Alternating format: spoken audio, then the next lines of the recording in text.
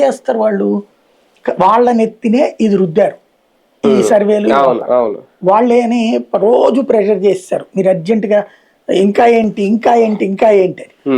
వాళ్ళు ఏం చేశారు, తొందరగా క్లియర్ చేయాలి కానీ ఫీల్డ్లోకి వెళ్ళి చేయలేము కాబట్టి ఏదైతే వాళ్ళు అట్లా సర్వే చేయలేదో అవన్నీ తీసుకొచ్చి దీంట్లో వేసి పడేశారు.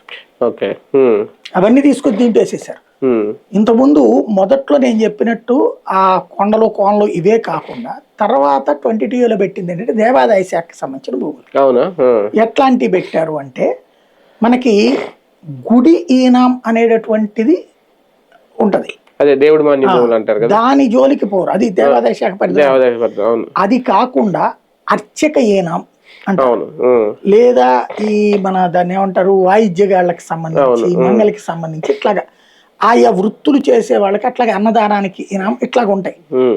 ఇవన్నిటి ఇదివరకు దేవాదాయ శాఖలో ఉండేవి కాదు, అవి అర్చకుల చేతికి ఇట్లాంటివి ఉండే.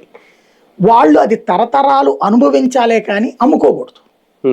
ఎందుకని, అది దాని మీద వచ్చే ఫలసాయాన్ని వాళ్ళకి అందించమన్నారు కానీ రాసినోళ్ళు అమ్ముకుంటే అక్కడితో అయిపోతుంది, ఆ తరంతో అయిపోతుంది. రాసినోళ్ళు భవిష్యత్ తరాల్లో ఆలయాలు బాగుండాలని రాశారు తప్పించి ఈ తరమోడు తినేసి బతికేమని కాదు రాసింది. కాబట్టి అట్లాంటి వాటిని 22A లో పెట్టారు. దేవాదాయ శాఖ ఇష్యూ సపరేట్ భూములు, ఈ 22